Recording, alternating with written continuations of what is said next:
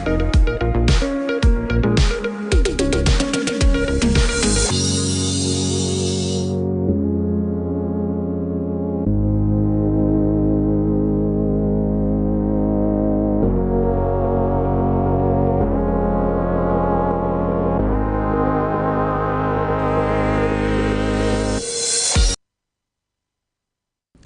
morning, Nigeria. Of course, good morning, Ibadan. Welcome to Daybreak Live on Dominion Television. Today, the 17th of April, 2025. As always, I am Samson Balogun.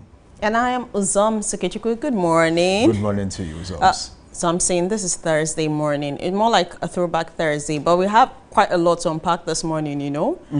Let's go to like the trending story that has been making the waves like on the internet. Wants to shut down the internet. Let's talk about the police video that has been trending online, the viral video of them receiving cash from some Chinese people, let's say the family, you know, a Chinese family, and Nigerians have been going haywire. There has been a cross section of, you know, different ideas, views. Some persons are saying it's embarrassing and disgraceful. Other persons, a very few persons are defending them, saying it's a kind gesture, you know, from the family. Naturally, I don't know. But do you think, what do you think about this whole thing? Well, I think it's something that really should be looked into. And of course, that brings us to the Inspector General of Police, who has actually ordered the man in charge of Police Mopo 1 in Kaduna, DSP Adejembi, citing his team appear to appear for questioning. And that, of course, will lead to something, you know, when investigations come on board like this. Nigerians expect to hear exactly what happened there. Yeah. But then, the insinuation is that it was gratification for a job well done by the Chinese nationals. Right. But then the fact that it was done openly, the camera was on them, that actually makes it look a little bit, confusing to Nigerians. If we are going to have the police force we expect to have in a country like Nigeria, I think one of the things we have to do is to look inward and see exactly where this moral decadence is coming from, because it's more or less like a way to wash away the integrity of the police force if they are saying being handed cash. This is not the first time, actually. This is just one of the times the police officers have been saying, you know, requesting for cash, requesting for handouts, and of course, a couple of times, some police officers have been filmed, you know, getting tip-offs from cab drivers, bus drivers, things like that. So it's a major problem, and it's very, very disastrous, especially to the image of the police in Nigeria. Because for me, how do you place that? Some persons that are actually calling out for the resignation of the IGP of police, I don't really think it's his fault per se. I mean, he can't be everywhere. He can't actually monitor what's happening everywhere. And also, we know that sometimes these things happen, they ask for tip. But this time around, they're saying it was just for a job well done, which some persons are also narrowing down to the fact that our police force or the MPF are not properly taking care of their welfare is very low. And if we look into the welfare part of their life, if we can actually work on the welfare, it is going to go a long way to curb some of these things that actually happen in the force. Well, I'm able to say this, but then it's not down to welfare alone. I think it is down to personal conviction, what you do as a person.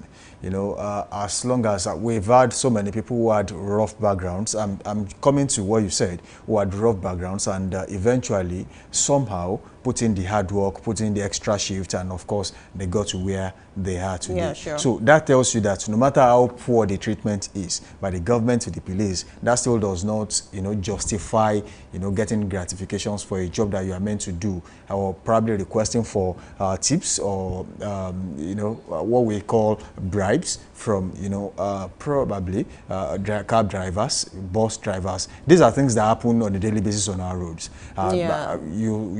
You see them stopping bikemen. If there is a tip or probably an intel that this bike or probably this vehicle was stolen, the next thing to do is to take them to the appropriate place, which is the station, and then you make the necessary things happen. But then the fact that some of these bike men are stopped for no reason. In fact, it is in some places it is now a norm. Yeah, of course, it's a norm. You get to a particular junction, they don't have to ask you. You know that they don't you have to slow down and give out something, and else you'll be packed. Yes, you'll be packed and they'll waste your time. Then there's another thing that really bothers me, the fact that there was a time that there was a clampdown on the bribery on our roads, which is mostly attributed to the police. And then you'll see someone in mufti takes money from you and then does that on behalf of the police. So, you know, a third party was now brought on board. Right, now, yes. all in all, let's put all this on the table. Where does this place Nigeria as a country? And that goes to how recruitments are made and the kind of trainings police officers receive. Personally, I'm of the opinion that 6 months is not enough to train a police officer who is going to uphold the Nigerian Constitution. That a lawyer went to school for God knows how long, 5, 6, 7 years to practice after, you know, going to law school too. That tells you that the Nigerian Constitution cannot be taught in 6 months. Then the question is, after you have done 6-month training, maybe let's just say it's you have received basic training. After basic training, how many police officers go back to, you know, do courses? How many of them go back to the classroom? You see some police officers who actually got the job probably with a national diploma, and after thief. These are questions you should be asking yourself. You should be. We'll talk about fitness in the police force. We'll talk about the kind of training they receive. Are there constant reminder of what the job entails by the superiors? These are things. These are questions we should be asking. Well, but then, are these things in place? If they are in place, I think there's a body, which is the Police Service Commission, that takes care of, you know, their welfare, takes care of discipline within the force. These are things they do. Now, what is the role of Police Service Commission? What exactly are they doing? If they are doing the right thing, I think it is time for them to actually liaise with the media. Look, we are doing this. Though we are currently not seeing the result, or maybe we are gradually getting there. And that brings us to another point. After recruitment, what happens? Then before recruitment, who are the people who were recruited into the police force? And the question is, it gets to a point where you realize the fact that some people will go into the police force just because for several years you have searched for a job, you could not get one, and then you resort that, I think maybe I should go and be a police officer. Being a police officer should not be your last resort. You have to be a police officer because you have the passion, you have the zeal, you have the technical know-how, and you are physically fit to carry out your duty, even mentally fit. Which brings us back to, you know, I was going to talk about something he said. He said 6 months is not enough for training. Like you said earlier, you said it's about personality. I know that 6 months might not be enough for you to get to know everything about the Constitution, but even if someone is trained for 10 years and the person has this mindset of corruption, it is there. It is in the person, and training alone cannot take it away. It has to be your personal decision to be able to say, okay, I stand on the truth. I decide not to take bribe. I decide not to do this. I decide not to do that, because training cannot help you do those things. Now, talking about getting a job, just because you've searched for a job and then you didn't find one, you decide to, you know, get into the police force. It brings us back to our recruitment system. How do we do the recruitment, like you said? How do we do it? Is it based on just the fact that, okay, this person come in, and sometimes it's even about who knows who? Yeah. Most times people that are even qualified to get this positions do not get it because they are not, they don't have any godfather in quotes, you get? Now, about the training, you said you saw someone that you actually did not think if this person can run after a thief. Actually, I've seen lots of them. I've actually seen a whole lot, and I wonder sometimes, but like, how did these people pass through training? I know that they do not go through the kind of rigorous training that the military goes through, but still, we need them to be fit. And then back to this viral video. We're saying that it is, people are talking about it being a gesture, not that they are taking bribe. We know that the MPF, we have this knowledge or this thing we're used to. We've always seen them on the road, and once you see them, you know, people are agitated. Once you see them on the road, be like, ah, oh my goodness, you know, that feeling. Look at that video once again. Isn't that ridiculous to the police? Right. It is very, very and ridiculous. People are saying, how does it police officers were lined up? They were lined up. They were lined up, and then someone hands over God knows how much. That should be less than 10,000. Said 5,000. Is that enough? Is that even enough to wipe down the integrity of the police in Nigeria? Truly, it is that even an enough? Insult, though. Even as a person, as a police officer, is that enough to take away your pride?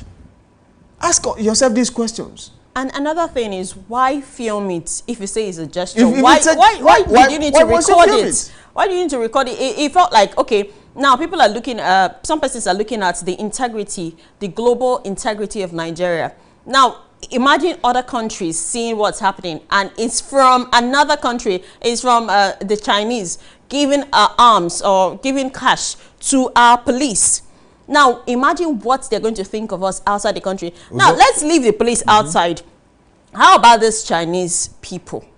That's how they see them. Because they realize they can be bought. Do something now, you realize that they've already bought their conscience, sort of, and they will not be able to actually go after them with full force because they have actually given them something and have made them feel at home. Now, about the investigations, I feel like they should also be investigated. Although they're saying that they have...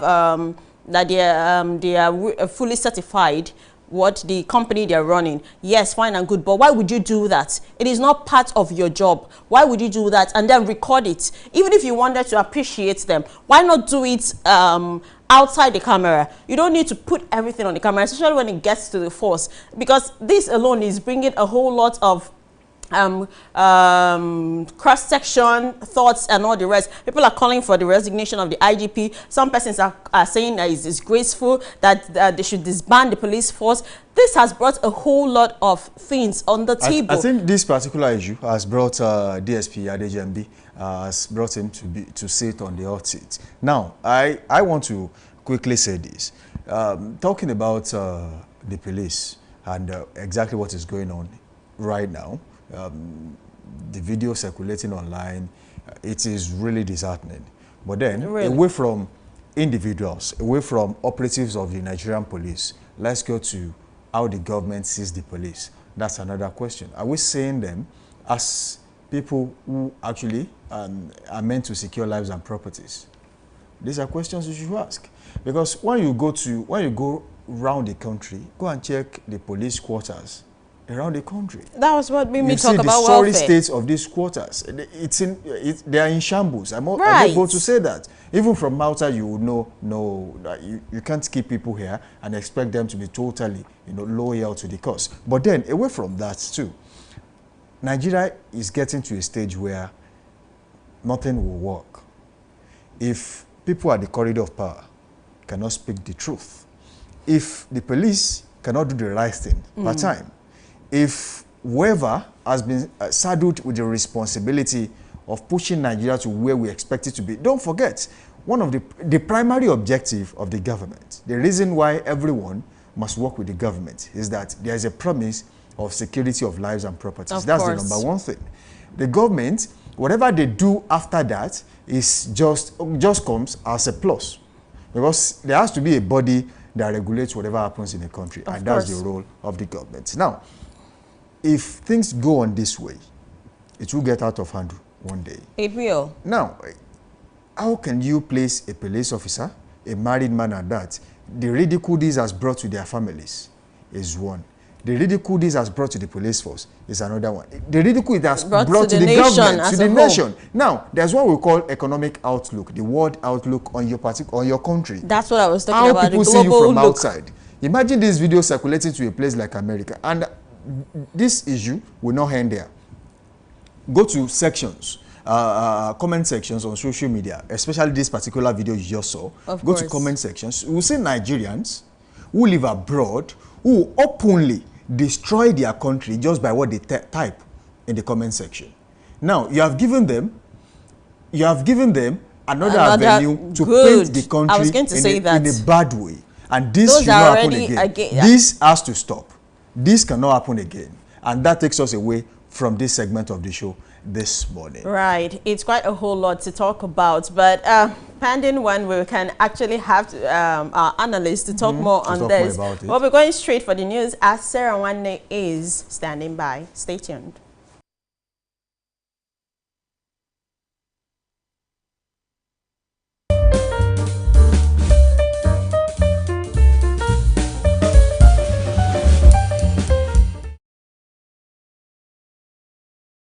Someone told me that at the last count, there are about 53 radio stations within the broadcast landscape alone. And I said, yes, why not? We are here to make a difference. I said something yesterday, I was told when I was very young, that in Obi, Latin, Yoifi. Which means that in the committee of matters, the platinum stands top. It's top-notch. You cannot compare the platinum to gold, to silver, to brass, or to anything. So Dominion is here to dominate in practical terms.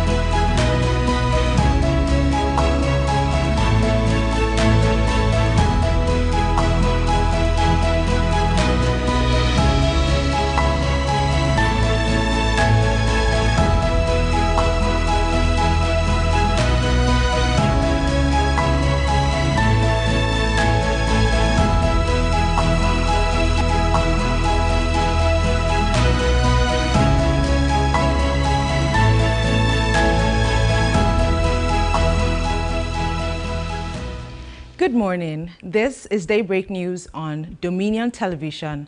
My name is Sarah Nwanne. President Bola Ahmed Tinubu has inaugurated a high-level committee on the forthcoming National Population and Housing Census. He disclosed this in a statement. Presidential spokesman Bayo Ononuga said that the committee will submit an interim report within 3 weeks. The president said that the census is crucial for national development, accurate planning, and effective decision-making in healthcare, education, security, and economic planning. The Oyo State government has disclosed that it has dredged 11 rivers as part of proactive measures to address flooding during the rainy season in the state. This was disclosed in a statement released by the State Commissioner for Information and Orientation, Dotun Oyelade, in Ibadan, revealing that the government announced this during the Executive Council meeting held on Tuesday at the Secretariat Agodi in Ibadan. He further mentioned that the Ministry of Environment has been directed to procure more compactor trucks to enhance refuse collection in the state. Meanwhile, indigents and residents of Olokwe-Meta village in Akinyele local government area of Oyo State has appealed to Governor Seyi Makinde not to wipe away their village or demolish their homes. The indigents made this appeal in a Save Our Soul letter addressed to the governor, a copy of which was made available to newsmen yesterday. The letter was signed by the spokesman of the Akinyele family, Kamardin Ayotunde, and Secretary Moshood Tiamiyu. Olokwe-Meta is located along the old Oyo-Ibadan road in Ibadan. However, the Oyo State government, through the Ministry of Works, had on Monday, 14th April, served a 7-day demolition notice on the village and its residents. The Lagos State High Court in Ikeja had ruled the removal of Mudashiru Obasa as the Speaker of Lagos State House of Assembly was unlawful and unconstitutional. Justice Yetunde Pinero voided the House January's proceeding and resolution that led to Obasa's displacement. Obasa had taken legal actions against Lagos State Assembly Mojisola Miranda, who was named the new Speaker, challenging the legitimacy of the process that led to his removal. Through his lawyer, Chief Afolabi Fashanu, Obasa argued that 36 lawmakers carried out the decision during the Assembly's recess while he was outside the country. He contended that the session was improperly held and it lacked his authorization or a formal delegation of power, contravening the Assembly's established rules. The ADHOC Committee on River State Oversight has invited the State Sole Administrator, retired Vice Admiral Ibok Etek Ibas, to appear before it today for an interactive session. The interactive session will take place at 4 p.m. National Assembly Complex, Abuja. This was disclosed in a statement issued by the spokesman of the House, Akinyemi Rotimi, yesterday. And this is coming after a 21-member committee chaired by the House leader, Professor Julius Hinyobere, was inaugurated by Speaker Abbas Tajuddin yesterday. In business, Dangote Refinery has reduced the premium motor spirit, also known as petrol ex-depot price, to 835 naira from 865 naira per litre. The refinery informed its customers in a notice sent out yesterday. This indicates a fresh decrease of 30 naira in Dangote petrol price. Recall that 6 days ago, Dangote Refinery reduced its ex-depot petrol price to 865 naira per litre. And in sports, the Ogun State Governor, Dapo Abiodun, has unveiled the mascot logo and theme song for the forthcoming 22nd National Sports Festival. Abiodun, represented by his deputy, Noimot Salako Oyedele, explained that the unveiling was a bold testament of his administration's committee towards delivering the most memorable, inclusive, and most inspiring national sports festival Nigeria has ever seen. Speaking at the unveiling held at June 12 Cultural Center in Abeokuta, the governor noted that the Gateway Game is not just Ogun State Festival, but Nigeria's festival, assuring that the state is ready to host. He called on all stakeholders to join hands with the LOC to make the Sport Mondial an unforgettable celebration of talent, unity, and national pride. You can visit our website on www.dominion.org.ng to listen to us live, and you can interact with us. You can also follow us across our social media platforms on Facebook, Instagram, TikTok, and LinkedIn at Dominion Broadcast, and X at Dominioncast. And that's End Daybreak News. I am Sarah Owane. Do have a nice day.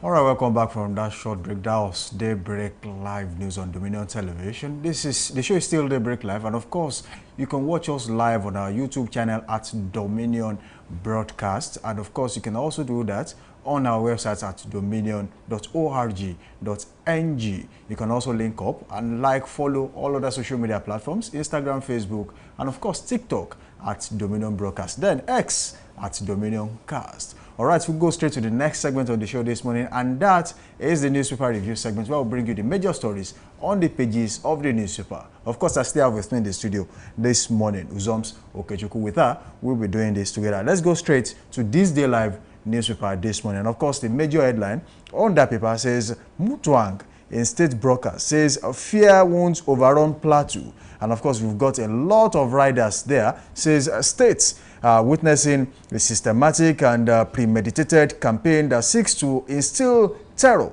and fear on communities. FG urges media to stop giving oxygen to terrorists, but amplify armed forces heroism. All right. Another rider says information space now battlefield, says CDS, Chief of Defense Staff, Badaru 6 media, military synergy. And of course, the NGF has this to say as they canvass for peace in Plateau violence. No sane society will turn blind eye to these killings that's coming from Tambua, as a note. Fear in Otukpo has immensely scores. Death toll rises as Mark says attack not accidental. David Mark was the former Senate president of Nigeria. That tells you that last week also he made a statement in the newspaper, and this week again he has come out to say, look, this killing has to stop. Yeah. This is premeditated and of course not accidental. Right. That tells you the security challenges they're having in that part of the country. If it comes to a stage where even a former senator says, look, this is no longer what you think it is. It's really getting out of hand right now. I mean, the killings, I mean, these are human lives. Even if it's one person that dies, I mean, it's a life is what someone cannot give should not be taken by another person, because you can't give life, so why take it? I mean, we should look into this insecurity matter, and it should really be looked at properly. But moving on, we have Nigeria's Foreign Minister Yusuf Tuga in historic visit to Niger Republic. All right, let's take this one. Farouk Ali attacks El Rufai as Masari Al-Makura. 21 CPC chiefs back Tinubu. Also, the rider there, Barao canvasses support for president, says is laying foundation for Nigeria's prosperity. All right, it is left. All right, you find that story on the upper third of the This Day Live this morning. And we have workshop on framework for anticipatory action on counter-terrorism. All right, that story is also on This Day Live this morning. That takes us away from This Day Live, and of course, we go straight to Leadership newspaper. And the first story here says Tinubu gives Census panel 3 weeks to submit report. You'll find that story on the upper part, top left corner of the Leadership newspaper this morning. Right, and ahead of 2027, wrangling within PDP unsettles Atiku supporters, and we have the riders there as I will ride on any platform, ex-VP. PDP governors playing Tinubu's spoiler game, coalition. CPC bloc declares support for presidents. All right. Also, don't forget, CPC at the point matched with the APC, which formed the mega party that won the election. Truly, you see, once it gets to political parties, I really do not. In fact, once it gets to politics, I really do not stress my head over it, because in politics I know there's no permanent enemy, there's no permanent friend. So at the point where you feel like you're getting this person and you feel like this person is here, all of a sudden the person defects to another party, and you're like, of course, what's happening? The former VP looks like he means business this time around, regardless of what anybody has to say. I'm telling you, he's still running for president. And of course, don't forget, he won't be the first to run so many times. Even the former president, President Muhammadu Buhari, then he ran for so many times before he eventually won in 2011. So it means that never give up. All right, Atiku is not giving up. And then that takes us to this story. Reps invite Ibas over state of affairs in Rivers State. That story is on page 20 of the Leadership newspaper this morning. And we have killings. Federal government for states' commitment to ending insecurity. We don't think it's all about talk. We've heard a lot of talks. Yes, we're doing this, we're doing that. Let actions actually be taken. Let's see it, let's feel it, let's experience it. We're tired of hearing 10 dead. Every morning you wake up, you get to see something on the newspaper, like something sad. You have to see something sad. It sort of wakes you up every day. You look at the newspaper headlines, you see 10 dead, 15 dead, this, that. I mean, sometimes insecurity should really overnight massacre of communities. This has to stop, according to it really has to stop. All right, let's take this one. Tariff war. Nigeria, others may face budget constraints. That's coming from World Bank. You'll find that story on the Leadership newspaper this morning. And on page 6 of the Leadership newspaper this morning, just like what we've said just a few minutes ago, we have terrorists kill 7 in fresh Adamawa attack. All right, let's take this one. Nigeria secures $1 billion investment through Sinomach. You'll find that story on page 2 of the Leadership newspaper this morning. And Plateau government bans night grazing. I think that's... it's been a long time coming anyway. Right. I mean, why should animals even be grazing at night? The point, even aside from night grazing, open grazing should be a thing of the past in a country like Nigeria. We have evolved beyond that stage. And that's exactly why you always have clashes between herders and farmers. Right. And there's no way graze and then you won't have issues with farmers. Yes, of course, you won't disrupt the crops and they are everything. doing their business. People think it is just business as usual. Buying crops to plant these days, buying fertilizer. Farming is not business as usual. Even getting to rent a tractor to plow your land, that tells you how expensive all these things are. And then for herdsmen to just take their herds to a person's farm and then boom, overnight, and it's gone. Everything is gone, and you feel they're going to be happy. Well, I think this is a nice step from the governor. I think it's not limited to states. It's a national issue. Yes, it is a national issue. Yes, because if some states are saying this, I've seen some states who have openly condemned open grazing. Open grazing, now they are still open grazing in their states. So it means that if the government at the top do not do anything, serious about this, it will continue to happen. And that takes us to the next story on this paper. Dangote cuts petrol price to 835 naira per litre. That's on page 27. I think since this new agreement was renegotiated, time and time again, we have seen the subsequent drop. Decrease in price of fuel. And we have Kaduna IDPs cry out over hardship. I mean, IDPs cry out over hardship. This reminds me of something that I can't really remember who talked about this some time ago, that these families that are living in IDP camps, some of them have stayed there for years.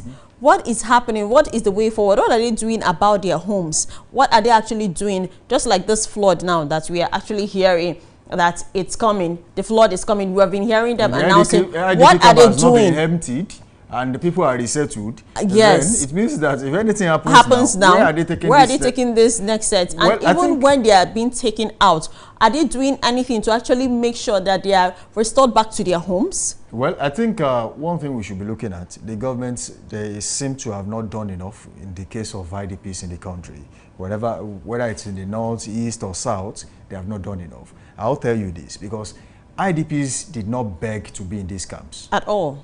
Natural disaster brought them here. Insecurity, flood, whatever it is that happened, brought them to IDP camps. And it is the sole responsibility of the government to take care of IDPs. And then if we are getting to see, and of course getting to read, that hardship is even affecting them in IDP camps, they are meant to be in good hands. They are in the hands of the government. Right, they're in the hands of the government. So if this is happening, it's a major problem. That means that a major problem. If the government could not take care of people in IDP camps, how much more people who go about their daily businesses on a regular basis?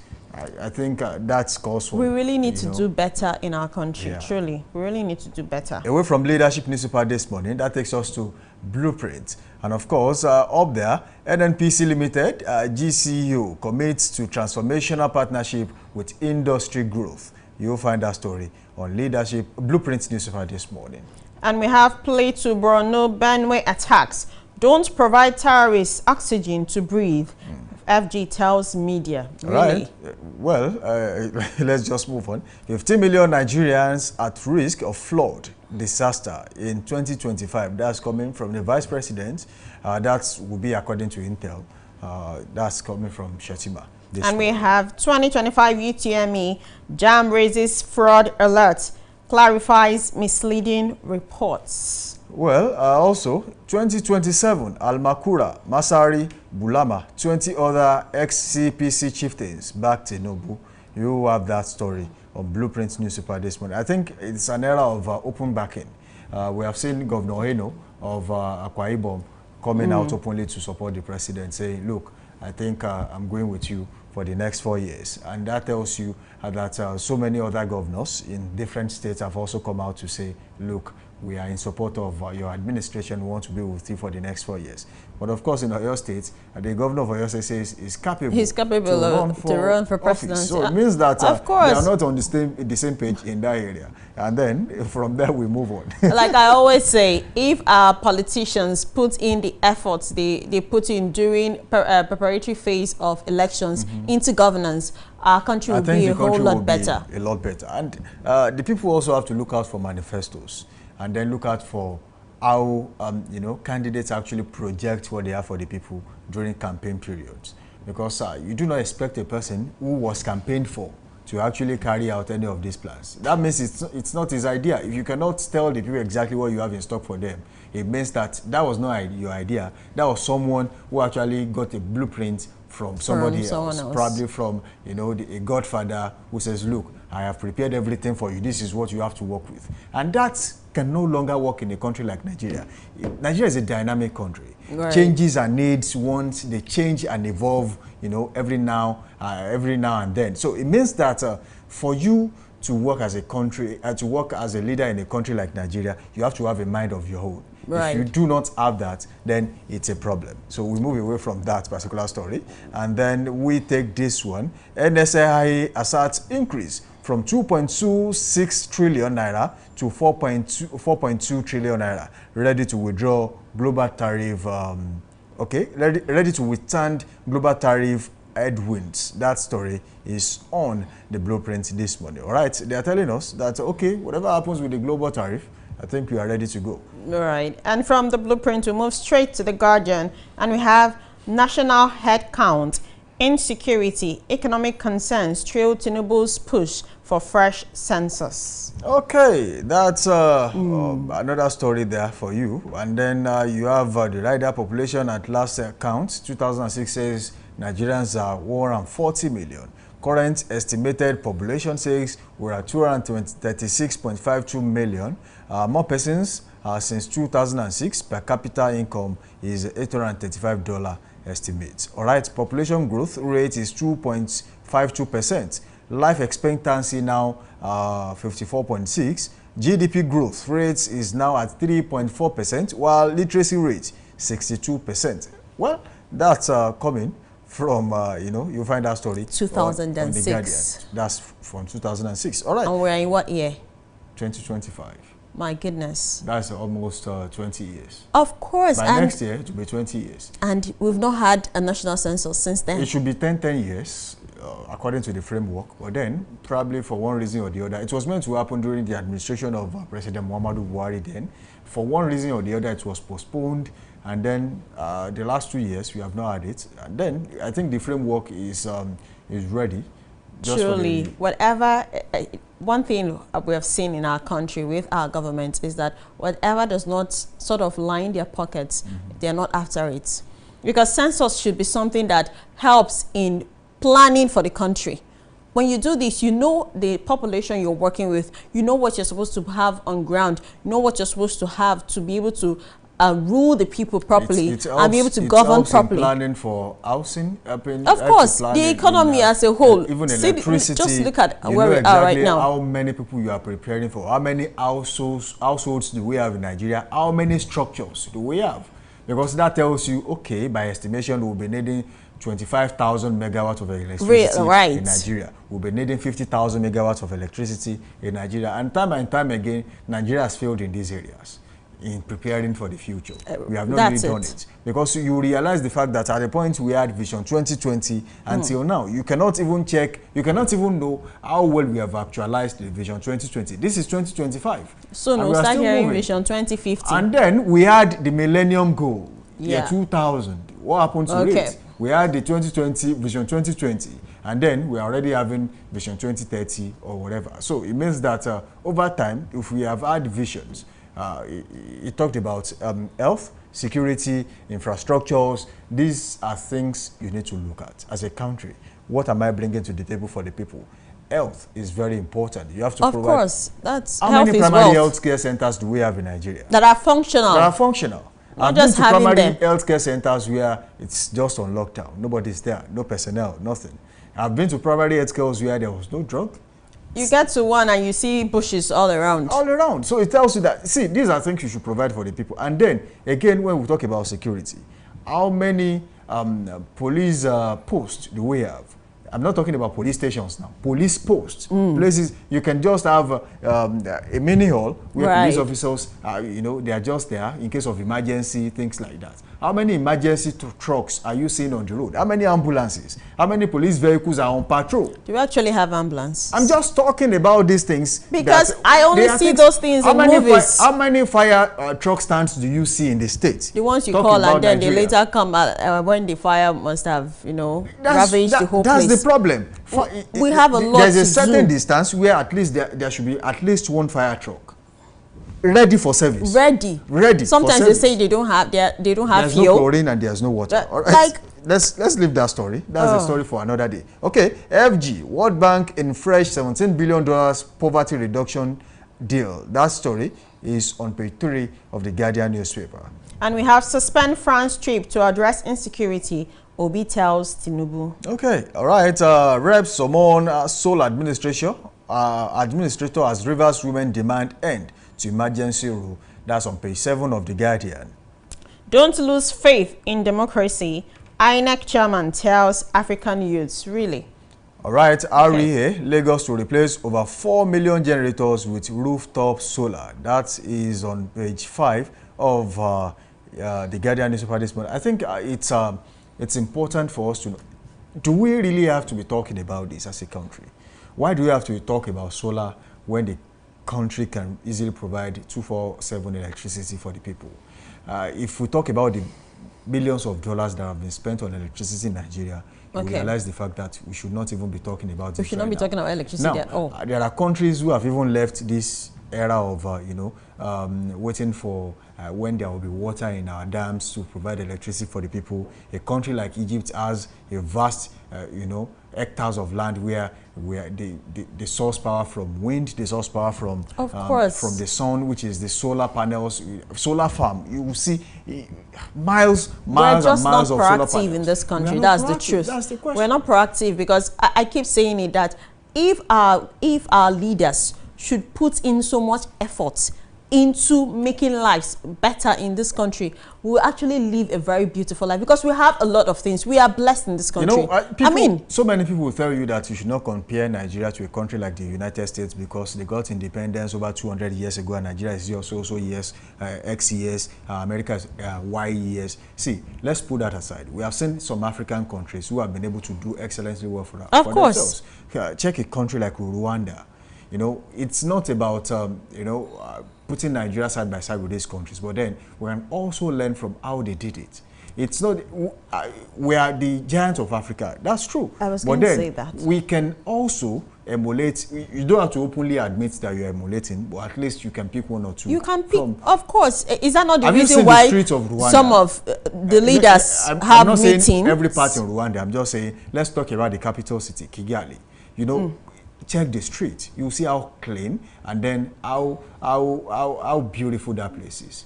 We can get there. Waste management is another thing in this country because waste is part of the things that block our drainages.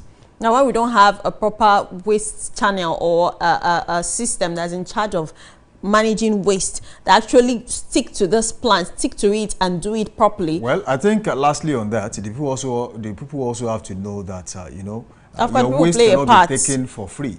You have to pay for it, and you should be prepared to pay. All right, away from there, OPEC Nigeria loses out on major compensation for members. You find that story on the New Telegraph this morning. And we have Adelabu to World Bank, why Nigeria can't have stable electricity. And the riders there we have says 12 million users presently on 6 million meters. Global lender urges Nigeria, others to lower tariffs, focus on regional trade. All right, another story here. Police uncover gun smuggling network into Kano. Now, 19 fabricated rifles, recover 19 fabricated rifles, others. That's on page 29 of the New Telegraph this morning. And we have surge in breast cancer cases in Nigeria, alarming oncologists. You can find that story on page 7 of the New Telegraph. All right, Otukpo massacre. David Mark urges security to brace for challenge. That story is on page 2 of the New Telegraph. Reps to Remita. Refund 182 billion naira withheld from TSA since 2015. Okay, let's take this story from page 4. UK Supreme Court rules legal definition of a woman based on biological sex. That's on page 4 of the New Telegraph.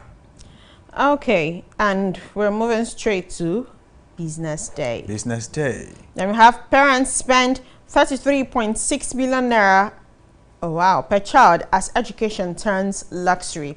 And the rider there we have public education from primary to university goes as low as 1.4 million naira. All right, let me take this one too. Resilient insurance tap innovation to drive growth.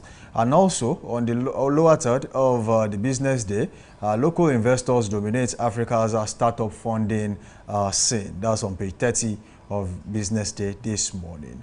Okay, let's take this sporting story on the blueprint this morning, and that talks about Federation Cup. Abakaliki dismantle Eyimba Football Club of Aba in Asaba. That story is on page 32 of the blueprint this morning. All right, that wraps up this segment of the show. We go on a short break and then we'll delve straight into analysis this morning. Don't forget, the show is still Daybreak Live on Dominion Television, your channel of choice, where inspiration meets entertainment. You can link up with us and watch us live on our YouTube channel at Dominion Broadcast. You can also do that on our website at dominion.org.ng. And of course, you can check out all our social media platforms and like, subscribe, and of course, follow us on Instagram, Facebook, TikTok at Dominion Broadcast. And on X, it is at Dominion Cast. We'll go on a short break. We'll be back after this time out.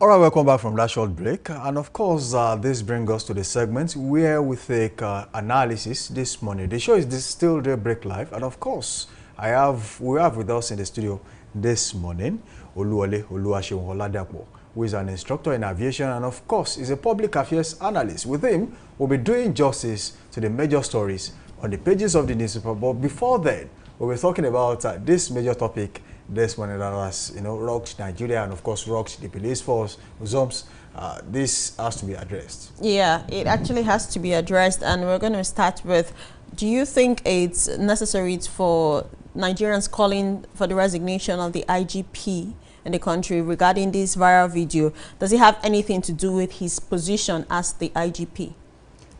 Thank you. Good morning. Now, concerning this let me say, disgraceful act by the sets of policemen that were involved in that video, it doesn't actually have to call for the resignation of the IGP. Now, the question is, over the years, what are the measures that have been put on ground? What are the measures that we have to train police officers morally to handle such cases? Now, whatever it is that might have been their duty or their duties or the services they rendered to the Chinese company that warranted for them to stand, to be handed out handouts. To line up, to be handed handouts like that. I would call it handout. 3,000 naira is just, I think, the sum, well, I need to be corrected for it because I don't know actually how much they collect. 5,000. Yeah. No matter what, no matter how much, were they supposed to be lined up like school children? Do they actually know they are on video? Now, this has got nothing to do with the IGP. There should be measures. There should be departments in a normal organization. I think there are disciplinary committees that could be set up to look into such matters without even calling for the head resignation of the IGP. Now, what are the issues? What are the roles of the Police Service Commission?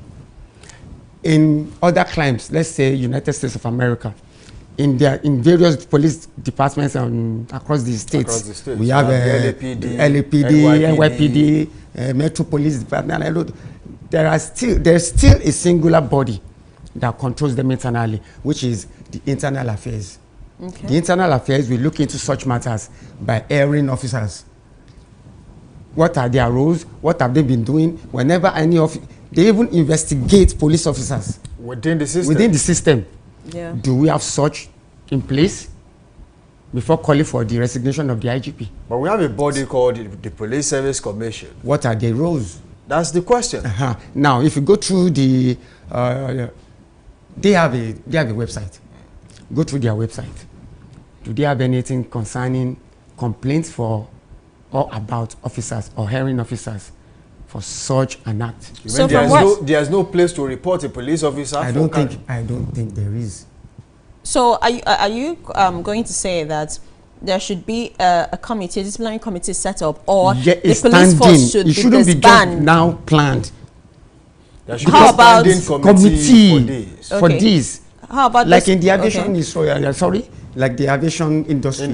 Yeah. We have IATA. Okay.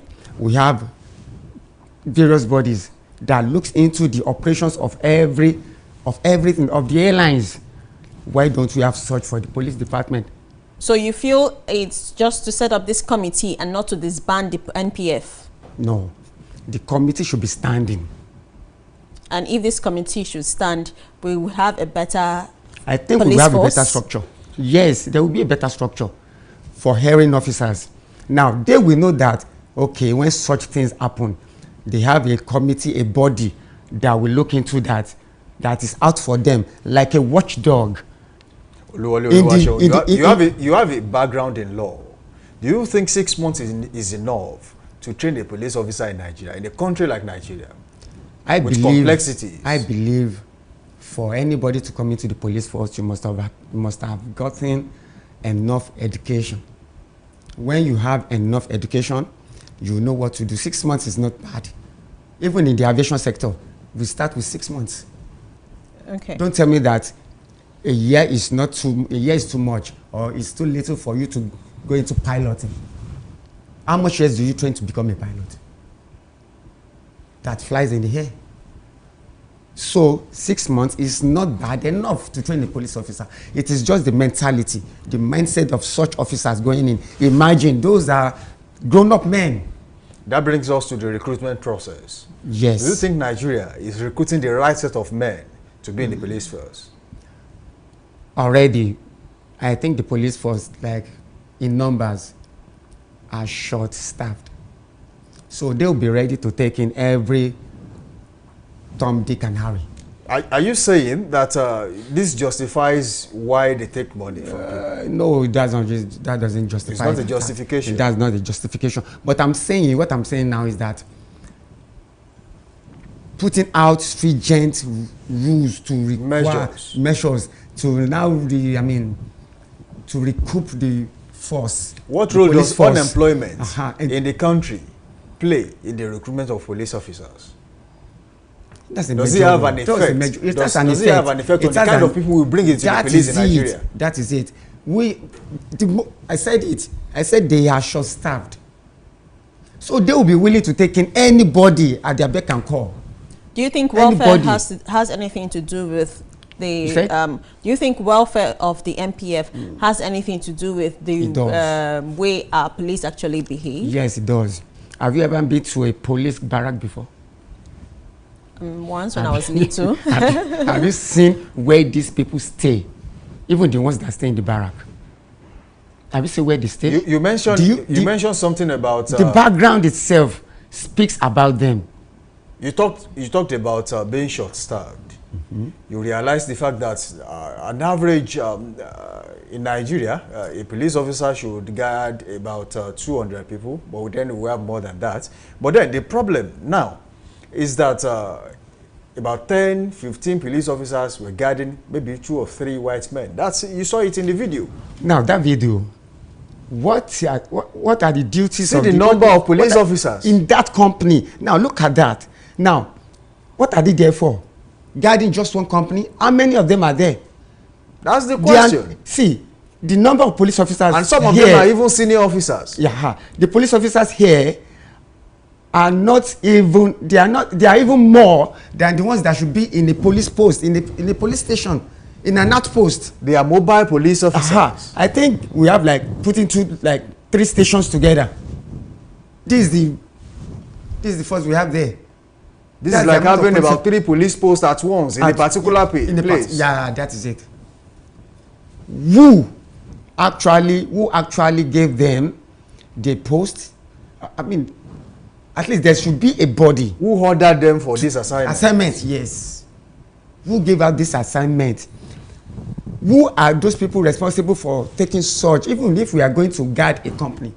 Who are those people? Where are the departments? Who are the people in the department that we issue out such? Okay, you people should go here, you people should go there, you people should go there. We want 5 people here, we have 5 people there. They've even reduced their mentality, their mindset to that of a chaperone. Now, where you see them carrying bags for dignitaries, for celebrities. I was coming to that. Police officers now carry bags for dignitaries. Yes. Police officers now do things they are not expected to do. There's a video like that was circulating on social media about a few days ago.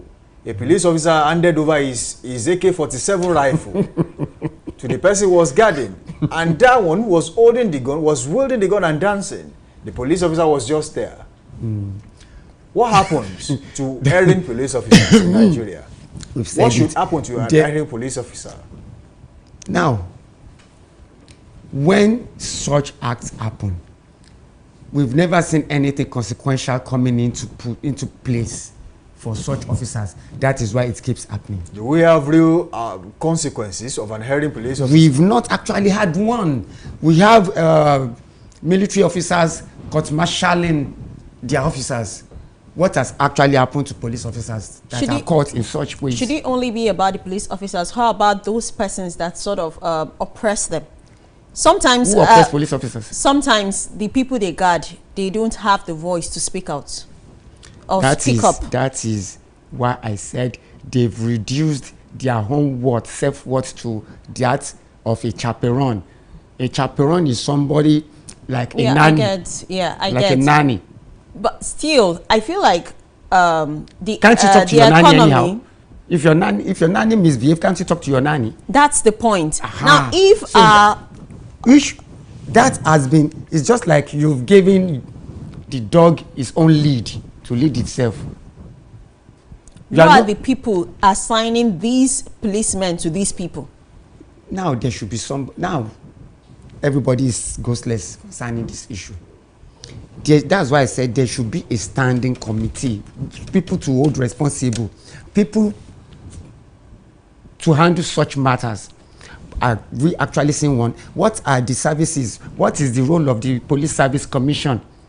They are supposed to be the ones to do that, but they are not doing that. Is there a way forward?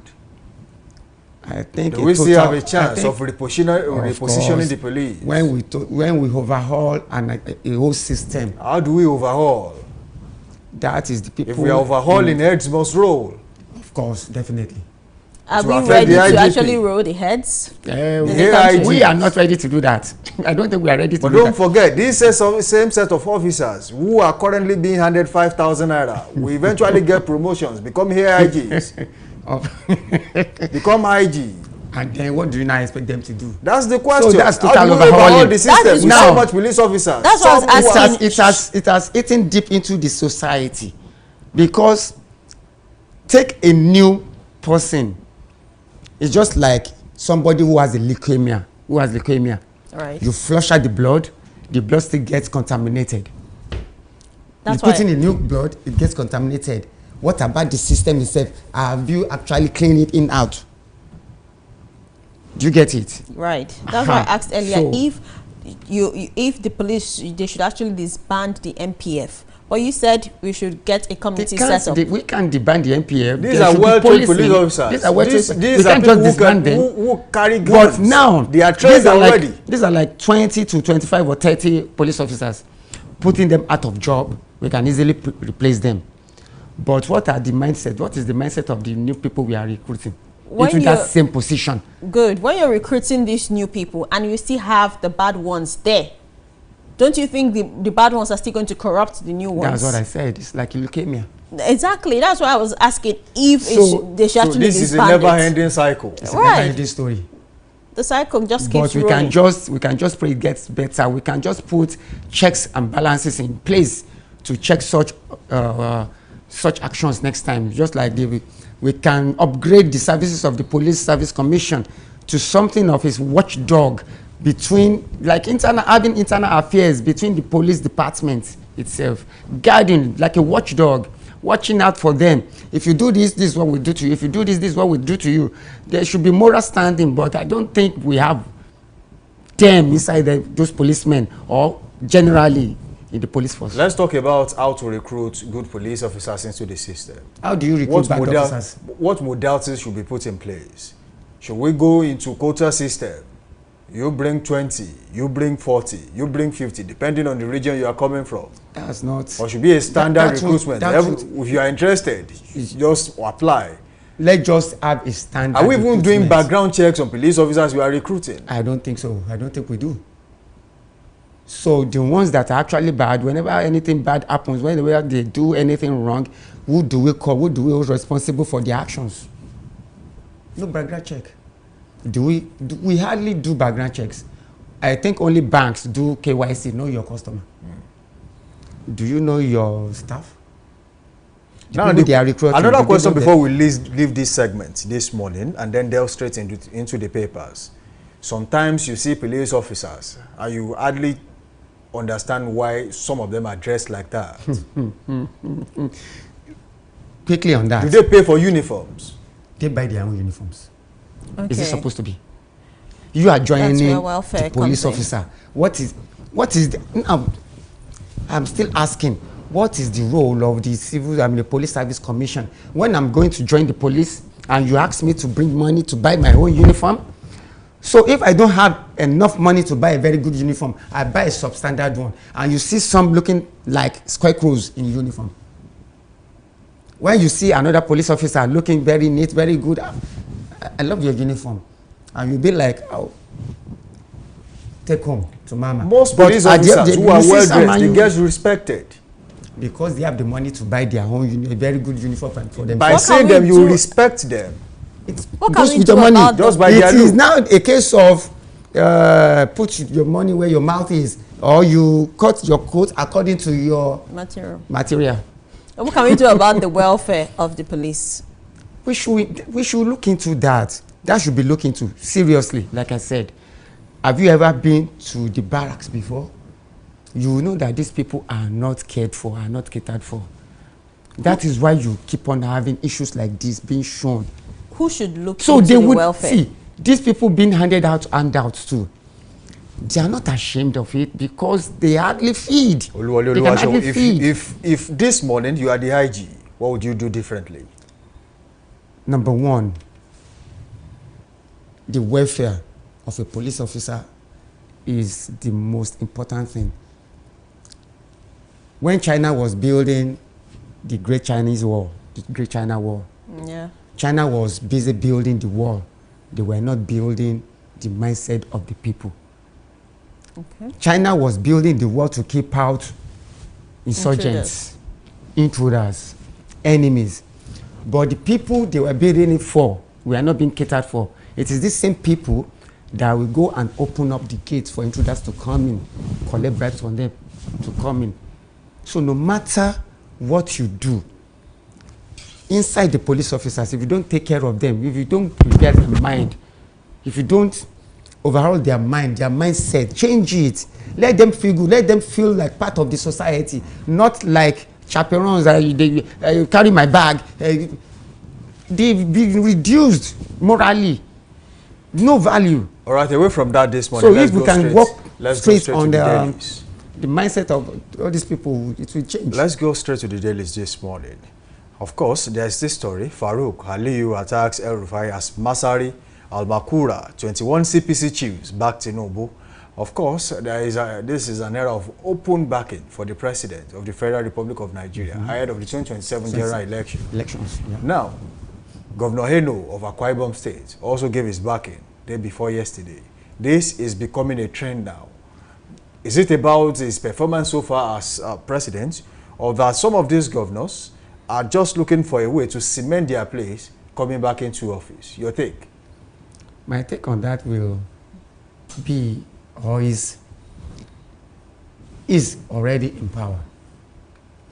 Going against the presidency might actually mean you shooting yourself in the leg. So who will you go for if you don't go for the presidency?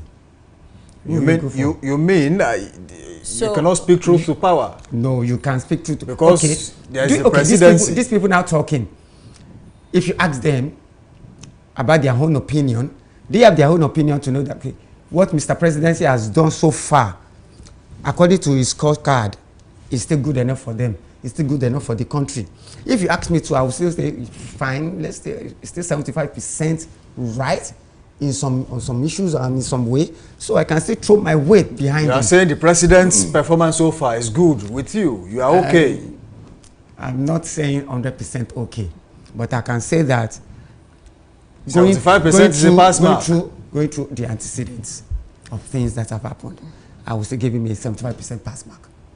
Okay, on what grounds? See, unless we fail to say that the economy has been battered into shape enough before he came in. Now, every policy we have time to mature. Every policy we have time to mature. But it's just that in this climate that we are not ready to wait for any policy to be implemented fully before it shows, before we can now say, oh, this will actually work, this will actually work. There are other things that will mitigate against that, definitely. But according to his policies that have been on ground, we've seen some changes in some areas, some grey areas. So I would say, for me, it's a go-getter. Okay. Okay, you want to take something, but then let's quickly do this. All right, the Vice President of Nigeria is in the paper this morning. Now, of course, he said 15 million Nigerians at risk of flood disasters in 2025. That's coming from Shetima. Now, the question is, what should the government do differently to make sure that Nigerians do not suffer flood disasters in their areas. Last year, the Alau Dam in Borno broke. And of course, the capital city and some other suburbs in Borno State actually suffered a huge blow. Of course, properties, lives were lost, properties were damaged at the time. But then, before then, there had been warnings that Alau Dam has been there for a long, long time, and then works has to be done on that particular dam. And then nothing was done, which was then. Eventually, the dam broke, and then there was an issue of flooding in Borno State. Don't forget, water is air, rain is air. But then we have still not, put into consideration that there are other dams with neighboring countries that if they open up those dams, there are some states that will have issues. Benue State is one of them. Bayelsa State is one of them. Cameroon will soon open their dam if the water is too much. What should the government do differently this time? Now, talking about those dams that will be opened by the neighboring countries, I think there should be a synergy between one government parastatal to the other. Okay. From these countries, okay, we are going to open up our dam very soon. Intergovernmental relationship. Yes, that's what we can call it. Now, what are the measures that will be put in check to control disaster, for disaster control? We don't normally do that. We don't normally do. We are not proactive as a country. Yes, to curb disaster. We don't do that. Now, when these dams are opened, the water comes in. The people in the way of the water we always find this way.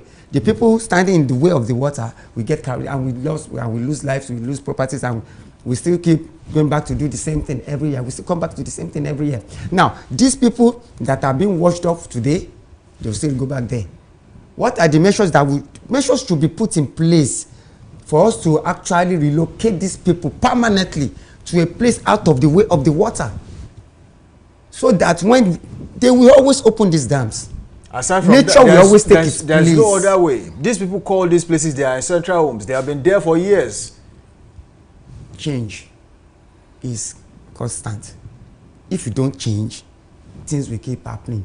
If you call some place your ancestral home and you keep dying in millions every day, that's no longer your ancestral home. It's a curse. You move away from there. Find somewhere new. Find somewhere new. Must you die in your ancestral place? Okay, we will be opening another dam this year due to flooding from neighboring countries. They will soon open. We can't force them not to open it. They will definitely open it. Now, this place is an ancestral home. I'm not moving away. I'm ready to die in my ancestral home if they like. Okay. And you know that this government doesn't have any disaster checks on ground. For you people, take care of yourselves. The government will tell you they've done enough, which is not even enough. Their enough is not even enough. Now, what can the people themselves do? Our governors are actually doing some measures to put dams in check, especially here in Ibadan. You can see roads and drainages being opened, being reconstructed over time. But we people, how do we block those drainages? Don't we go back and block it? Those drainages. Now, this dam's going to be opened very soon. Even the disaster check or control that will be on ground will not even be enough for the people that will be displaced. We should find a lasting solution to dams will always be opened, because nature will always take its course. There will be rains. Can we sort of say that the people actually do not trust the government enough to be able to be open to them? Because we have a story on one of the newspapers this morning, headlines this morning, saying those in IDP camps are already crying out. They're crying out of, hardship. Yes, hardship, poverty, So these people entrusting themselves, leaving their ancestral homes and saying, okay, the government, we're ready, move us. Are the government actually ready to do this? Who is supposed to do this? Who is in charge? Are we actually ready? In that area, let's go back to the people in the IDP camps. How many camps have we opened up in the last 10 years? These people have been living in those camps all this while without a lasting solution. to relocating them to a better place. Now they've been there. Now this boils down to the idea, to what you said, you mentioned something. The people do not trust the government. Yes, because the people already in the camps, you've not taken care of them. Talk less of the ones you want to move away from the dam area. To where? To which place? Government has not done much in preparing for the lives and the properties of the people. Government should be more, should do more, should be proactive about the lives and property of people. I think this government should be more humane to feelings of the people rather than going up and down. I think it's too early to go about 2027. From all these governors, what are they doing now concerning this issue that we are saying now? What are the lasting solutions they are ready to put in place for this? None. Okay, let's go straight to politics this morning. Let's go to Rivers State. And of course, Fubara has not reached out to me to be forgiven. That's coming from Wike. And that statement is directed to Tompolo. That's on page 2 of the Nigerian Tribune. Is it about forgiveness? I don't even know what to say. He has not reached out to me for forgiveness. What did he do in the first place? That's the question. I'm asking you, what exactly is the problem in Rivers State right now? Now, is Wike the alpha and omega of politics in Rivers State? I think the way that sounds now is as if, the reason we put emergency rule in place is because you offended me. You offended me. And I want to punish you. Yes, you've heard me in a particular way. So I will teach you some sense. And unless you ask for forgiveness, I won't put you back. So that means some people have been arguing. I've been arguing with a lot of people concerning this state of emergency stuff. Now, it now actually sounds as if the state of emergency is not actually worth it. So it's actually a case of two people fighting. Have to go about this statement. Yes, it's about two people fighting. And one feels hurt and says, okay, because you've wronged me in such a way, I will do this, on the detriment of the people. So are you actually telling me the emergency rule put in place in Rivers State is because Fubara did something against Wike, and if he doesn't ask for forgiveness, we won't put back the normal government that should be in place, so that was elected before by the people. Does this statement by the FCT minister not actually support the voices or the views of people that called out during the time when the president actually called for the suspended the governor, the deputy governor, and the speaker, saying Wike should be part of that suspension because he's part of the whole the whole issue and the problem. Does this statement not actually certify that he should have been part of it? There's a Yoruba language that says it hurts you when you are actually looking for wisdom in a particular place, and you go there and you find stupidity.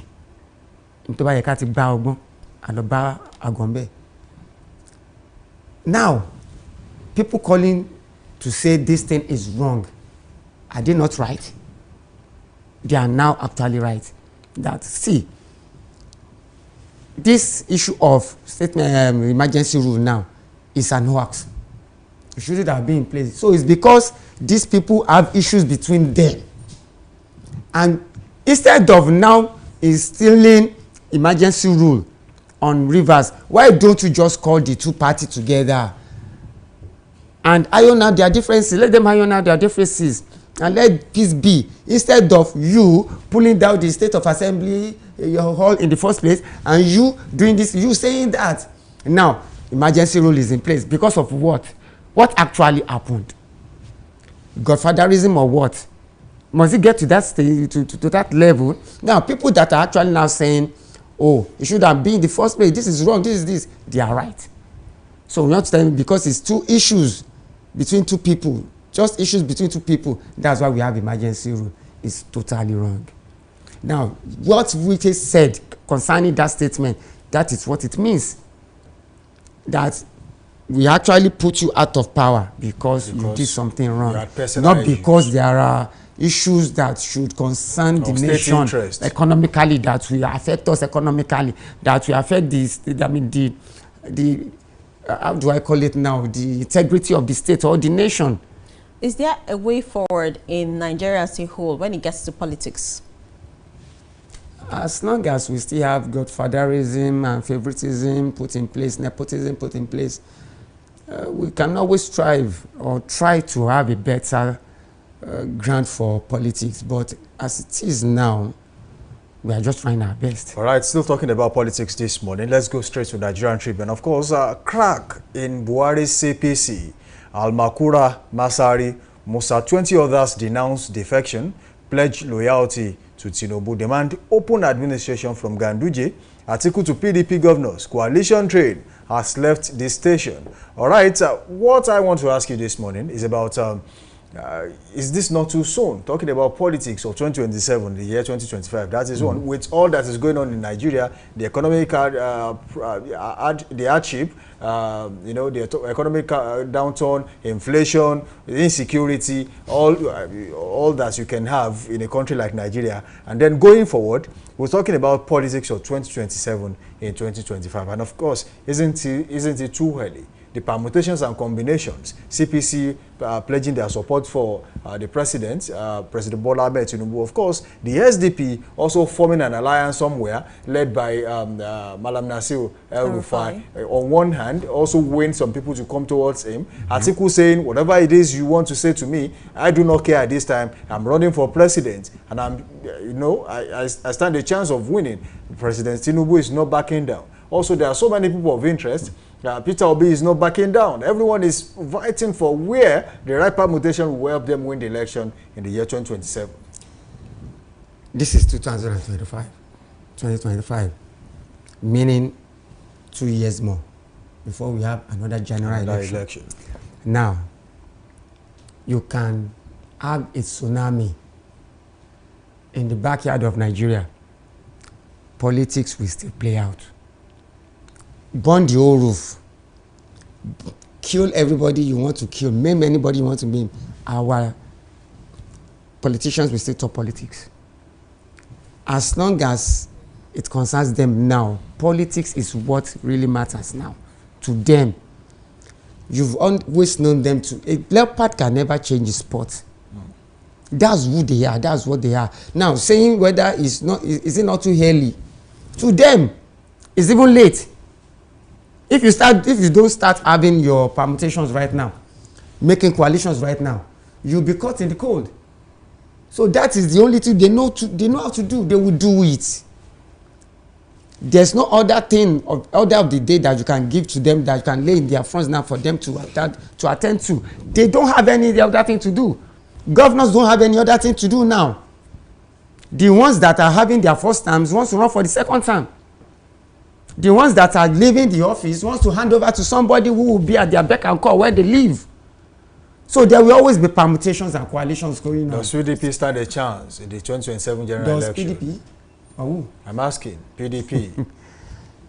Let it come to that first. How about the SDP? That is why they're having coalitions.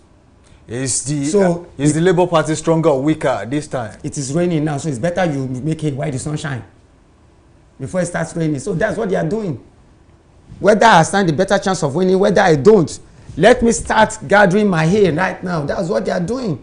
Whether I will have a better chance, whether I won't have a better chance, that is what everybody is doing now.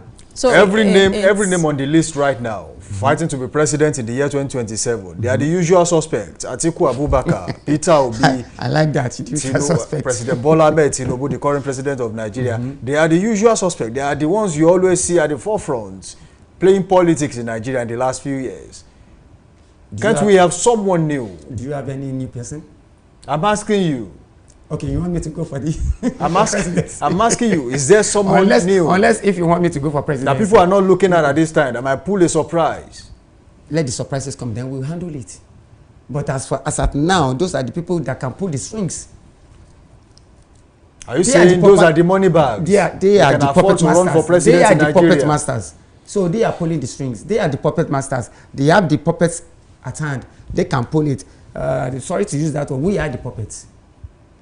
The Nigerian populace, we are the puppets. So they are the puppet masters. They are the toy masters. So let them do as they want. Now they are preparing their strings to put puppets into place. All right, let's take this particular story on Leadership Newspaper this morning. We'll take a story on Leadership Newspaper. Wrangling within the PDP. That is one thing that has been happening. It has unsettled Atiku supporters. I will ride on any available platform that's coming from the ex-VP. Wherever it is you want to take me. As long as I'm going to be the president of Nigeria, I do not care. Cross-carpeting is now a norm. It is not new. PDP governors playing Tinubu spoiler game. That's coming from coalition. And of course, CPC bloc declares support for the president. One thing that surprises me, and of course that has continued to happen in Nigerian politics, is the fact that is it that we do not have ideologies, or we do not stand by them? Politicians, whatever it is, name a party, any name, you can say chicken party. As long as you can win election in that political party, they are ready to join. Cross-carpeting is now a thing. In countries like the US, if you are a conservative, you are a conservative. Republican, if you are a Republican, if you belong to Labour, you belong to Labour. In fact, it has come to be a family tradition. They will say if a particular family, they have been Republicans for the so number of years. They have been Labour members in the UK for so number of years. But in Nigeria, you can be an APC member today, the next day, and then there's an offer from the PDP, you are there. SDP comes, you are there. Labour Party comes, you are there. Is it a thing with ideology or misplaced priorities? If you call it a thing of ideology, I would say I will go with ideology. Our politicians don't have the ideology. No blueprint. No blueprint. Now, politics itself, how does it come into place? People have different ideology, different opinion about how the society should run. That's why we have Marxism. Karl Marx and everybody. That's why we have them in different thinking blocks. But do we actually have that in our politicians?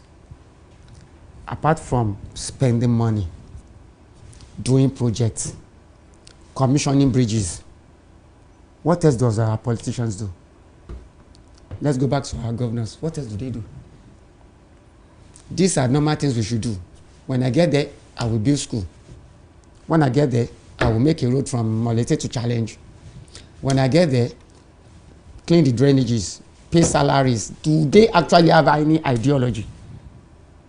What are the beliefs they have? Are they actually? We are now running, what should I call, like a feudal system,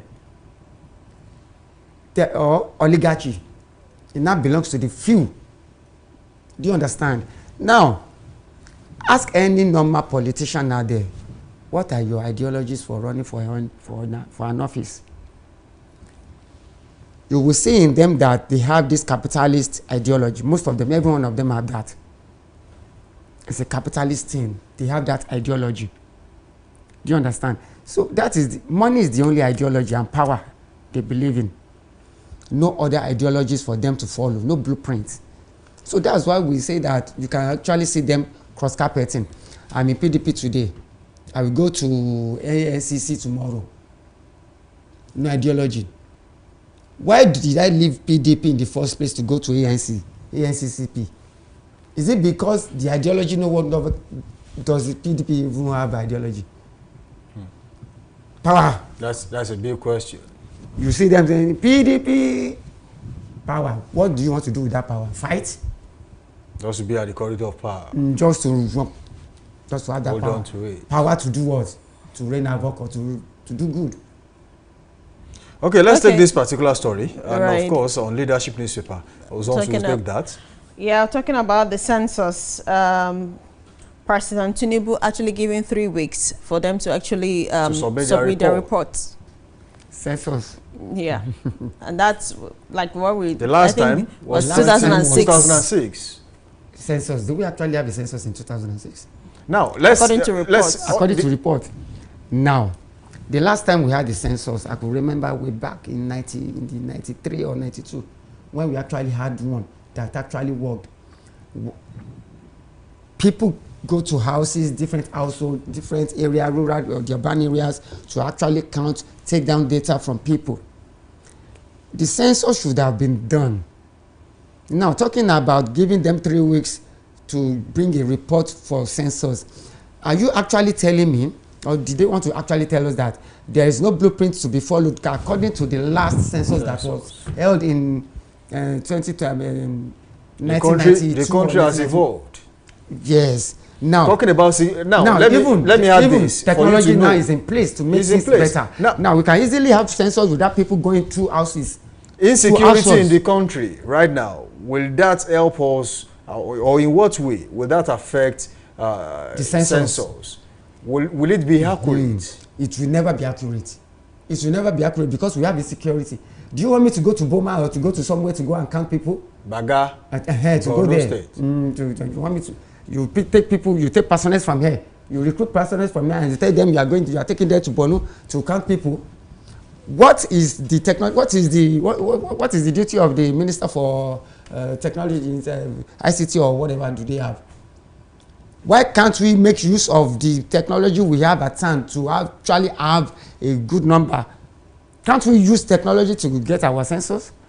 Why must you now give report? Report on what? That we have been dilly-dally on. The issue of the census we've actually been dilly-dally on that for a very long time. Now you've given them 3 weeks to come up with their report on how to do the census or what? We have been working on the estimation for the last few years, since 2006. Yes, the last time we had census in Nigeria was 2006, and Nigerians were said to be around 140 million. As long as you can get Nigerians to buy SIM, to get NIN, where does that data go? How about people in villages, in rural areas, shanties in the bushes? Don't tell me people in the shanties, in the villages don't have phones.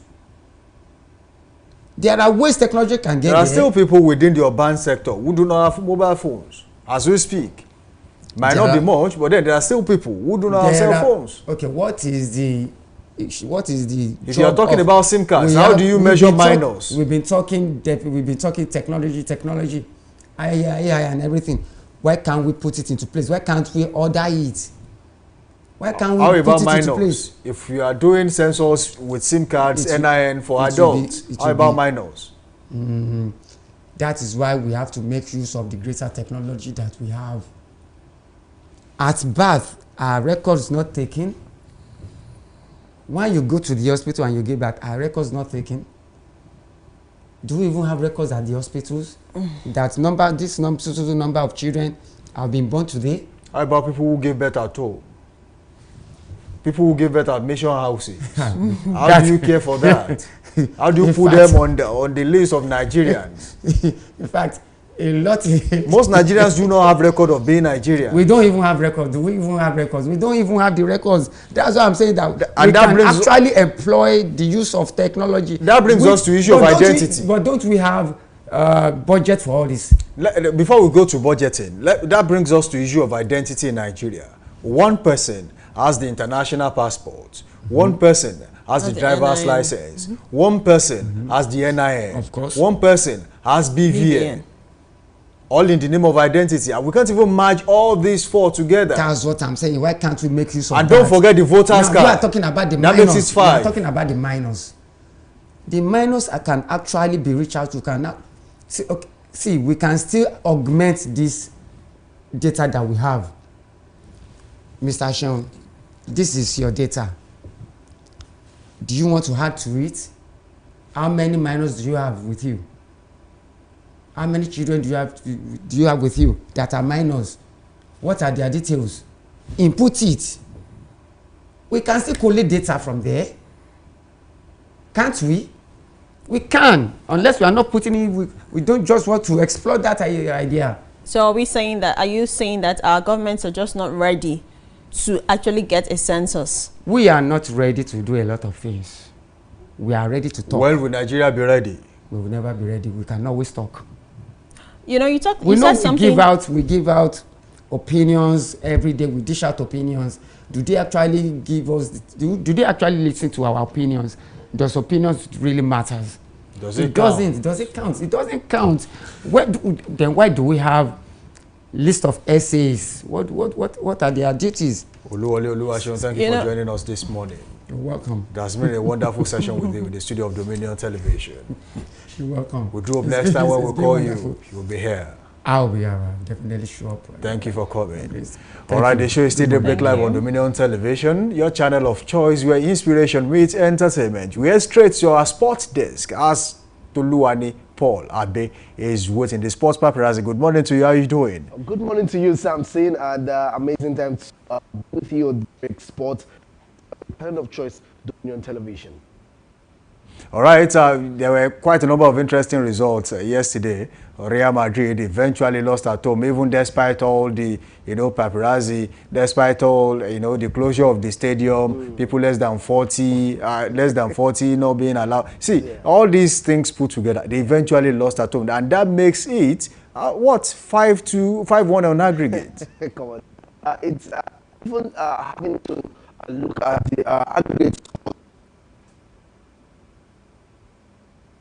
where they are this season. I cannot be more proud for an analyst who is supporting an English team. It's just cool that this will give them the opportunity to see how far they can go in the competition. And I just hope that they don't use this yardstick of 10-time champions sticker competition for the UEFA Champions League. And now, of course, the game between Inter Milan and Bayern Munich, that was also one cracker there. 2-2 it ended between these two teams. I feel like these are games you want to see in the UEFA Champions League, and of course that's one thing you would want to see in the UEFA Champions League. Toluwani Abe, you have to hold on a little bit. We'll go on a short break, and when we return, we'll go straight to our sport desk this morning. We'll be back after this timeout.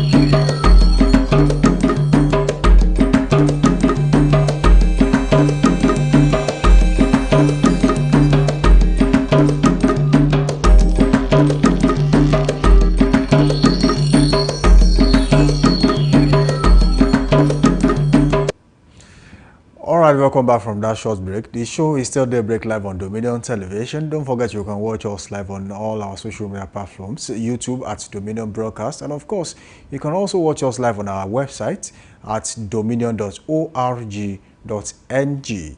And of course, you can link up with us on all other social media platforms, follow, like, and of course, subscribe at Instagram, Facebook, and TikTok at Dominion Broadcast, and on X at Dominion Cast. All right, we'll go straight to our sport desk and take sports this morning. Toluwani, we were talking about the UEFA Champions League and the surprises that came with it yesterday.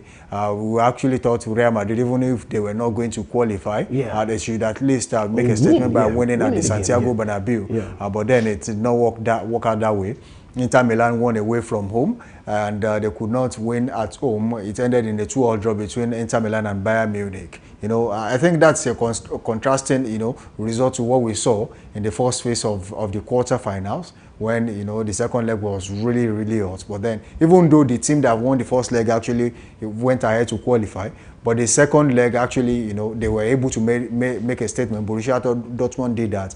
Aston Villa also did that. These are results you would want to see in the UEFA Champions League. But then yesterday, a lot of people got disappointed, judging by the fact that they expected more from Real Madrid, but they couldn't get it.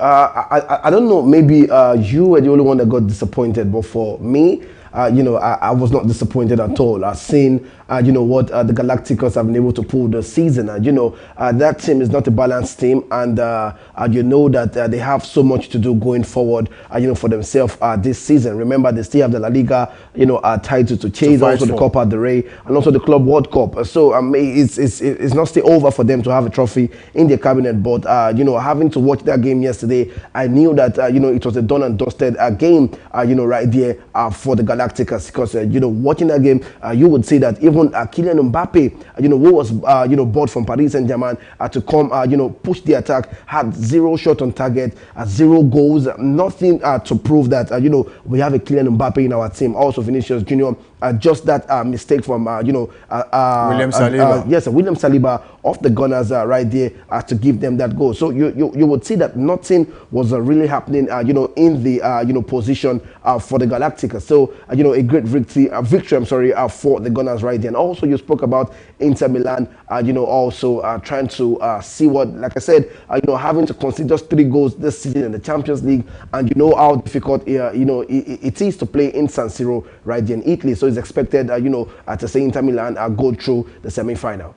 All right, you can do your thing, Toluwani. Yeah.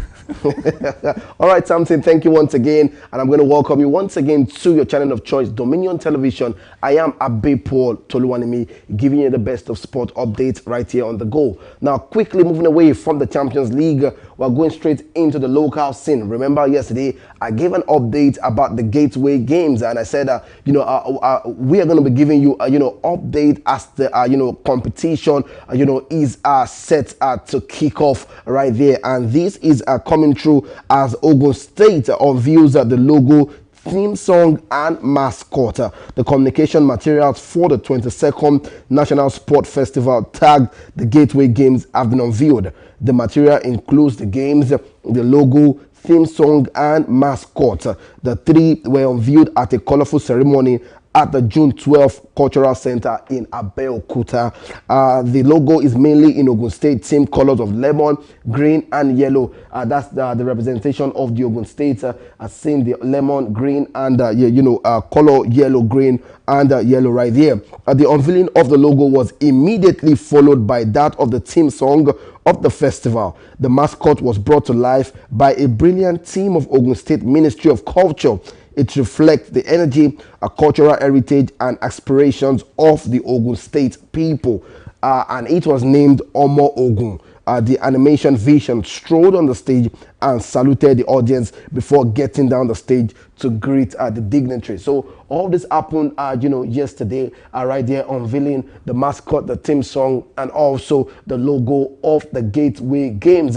So much to look forward to, you know, going on for this competition coming up right there in Ogun State. Moving away from that, also we're going straight into the world of tennis. Remember yesterday I said that we're going to have a big game yesterday where our very own Aruna Quadri is going to play Carlberg yesterday at the ITTF competition going on in China. In the most recent encounter at the ITTF World Cup 2025, on the April the 16th, 2025, Anton Carlberg continued his dominance over Quadri Aruna, securing a decisive 4-0 victory. This win maintains Carlberg's unbeaten record against Aruna right there, bringing their head-to-head tally to 5-0. in favor of the Swedish player. The match was crucial in this group stage where only top players advanced into the knockout round. Karlberg's victory places him on a strong position to the top of the group, while Aronov faced an uphill battle to progress. So, it's not looking too good, for Aronov right there in this competition, especially, with, the Swedish man. They say the Egyptians should see today. Aronov is saying this Egypt, but in form of a Swedish man, but now the aggregate is not looking so favorable for him, but we are hoping that he can pick up form, after this defeat. Moving away from that, we're going into the world of the athletics right here, where our very own Toby Amusan is in the news. Diamond League confirms Amusan for the season opener. Right now we're talking about the Diamond League, where our very own Toby Amusan is also going to take part in that competition. The World 100 meters all-do record holder, Toby Amusan, has officially been listed among the entrants for the 2025 Diamond League opener in Xiamen, right there in China. As she begins a quest for another title-winning campaign on the global circuit. The event will take place on the 26th of April at the Egret Stadium, where will feature 9 track and 7 field events in the main program, marking the 3rd edition of the Chinese League of the prestigious athletics series. Amusan holds a personal best of 12.12 seconds and currently sits 13th in the global ranking. Most of the time when I hear this record, I'm always, surprised that how do you run 12.12?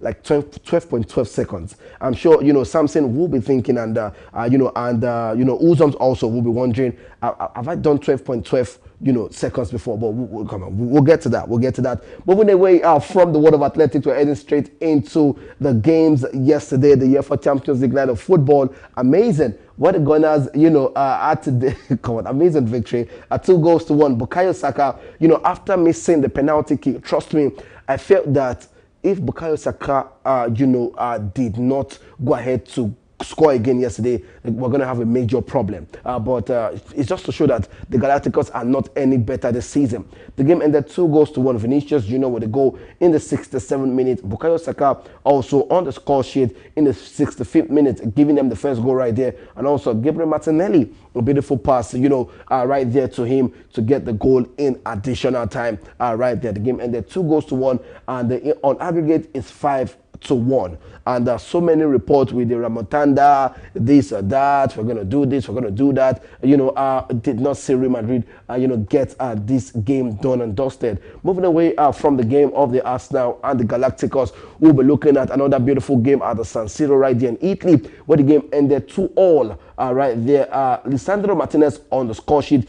Benjamin Pavard, who has not scored a goal for Inter Milan, this season, finally scored against his former team, FC Bayern Munich, right there in the 65th minute of that game. Harry Kane also on the score sheet, and also Eric Dyer, but it was not enough to take Bayern Munich, to the next stage of the Champions League. And you begin to wonder, when would Harry Kane finally have a trophy in his cabinet? But most likely we're going to see him lift, the German, trophy right there in the Bundesliga. On aggregate is 4-3. Now we're going to look at the chart, what it looks like, which team are playing which team right here in the Champions League. And we have Arsenal are going to take on Paris Saint-Germain right there, and FC Barcelona are going to welcome Inter Milan. Let me let you know that, this is the first time in a long while where Arsenal, since 2009, Arsenal finally get to the semi-final stage right there. Remember, for the very first time, we're not going to see the Galacticos Real Madrid, since 2019-2020 season, we're not going to see Real Madrid, advance to the semi-final stage. So right now, Arsenal are going to welcome Paris Saint-Germain.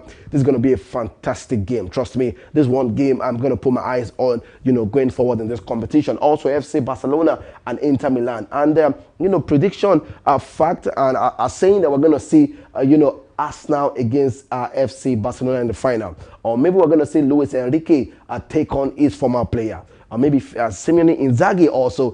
Come on, so many things to look forward to. But trust us on Daybreak Sports to give you top-notch analysis, going forward with this semi-final game, Road to Munich, 2025. Moving away from that, straight into action, like I said, the semi-final, Arsenal, Paris Saint-Germain, FC Barcelona against Inter Milan. Moving away from that, straight into the games for tonight in the Europa League and also the Conference League, where we have major games coming up tonight right there. But before that, we're going to look at the nominees for the Player of the Week in the Champions League. Remember, Guirassy on an hat-trick, against Barcelona at the Signal Iduna Park right there in Germany. He got an hat-trick and also he's been nominated for the Player of the Week. Also, Ousmane Dembele, a fantastic form for this player. Is doing great things for Paris Saint-Germain. Also, Declan Rice, remember that beautiful free kick, at the Emirates Stadium, and also a beautiful performance also yesterday night.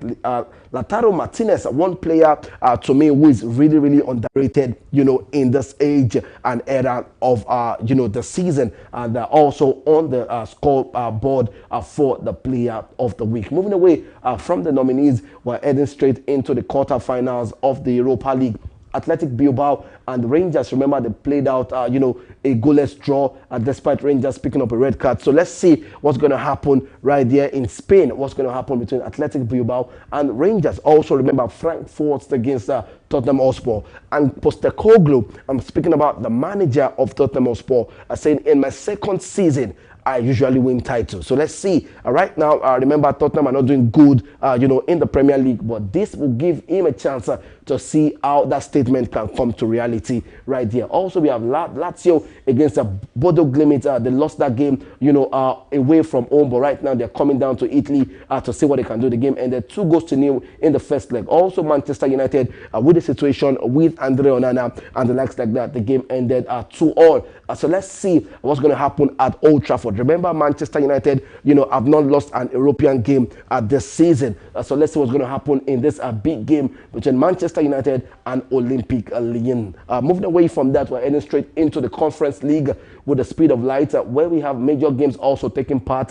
We have Cluj against Real Betis. Fiorentina also, they have a game tonight. Chelsea, remember, they did it away from home to Liga Warsaw. So this is going to be a big game, going forward in the quarterfinal of the Conference League. And, all eyes are set, to see if Chelsea and Real Betis are going to play in the final. We're going to see Chelsea and Fiorentina also play in the final. Never say never. Football, anything can happen. Over to Samson and Uzoms in the studio. All right, thank you to Lu and Abi for being on this show this morning. You have done a very good job, but simply we have to go. I would have loved to talk about some of the topics you discussed, but then we have to go this morning. This is the convenient point that will draw the curtains on today's edition of Daybreak Live. But of course, we'll sign out with our traffic report this morning. We'll link up with our reporters out there and see exactly what traffic looks like on the other end of the street. All right, before we go this morning, I said you don't have to be great to start, but you have to start to be great. That's my take this morning. And of course, we say our BYE, Samson Aduruwapo Balogun is my name. We'll be back after this timeout. Another beautiful morning to you, Nigeria, Oyo State, and Ibadan. Good morning on the studio. Well, we are at Agbowo as we speak, and the road behind me leads to Mokola, Songo. Also, the road behind me here leads to Bodija. Moving forward, this road behind me leads to Ojo and UI, and from what you can see, Agbowo is traffic free this morning. So it is safe to say if you are coming from Ojo, or you are coming from Bodija, or you are coming from Mokola Songo, Agbowo is a safe route to get to your destination because it promises to be a smooth journey for you. We're talking about the road situation this morning. Agbowo is neat. And then all thanks to the Oyo State Waste Management Authority for a job well done. And also, I would love to commend the Oyo State for doing a job well done here at Agbowo, because with the traffic lights, the movement is a composed one, because vehicles know when to stop, they know when to move, commuters are well organized, all thanks to the Oyo State government. Well, I'm talking about the traffic report here at Agbowo in Ibadan. This is all we can give you. I am Sheifumi Akinsoya, reporting for Dominion Television. I will leave you to join my colleague Richard Ashaolu.